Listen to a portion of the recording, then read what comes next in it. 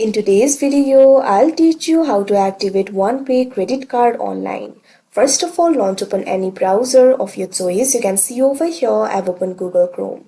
Now click on the search bar and type in this link. You can see the link over here web.onepay.com/credit-card/activate. After you do that, what you have to do is simply press enter. Now you'll directly be led to the card activation interface of OnePay. But if you're not logged into your account, first of all, you'll be prompted to log into your account. What you have to do is simply log into your account, enter your phone number or email address, enter the confirmation code, and you'll be able to log into your account.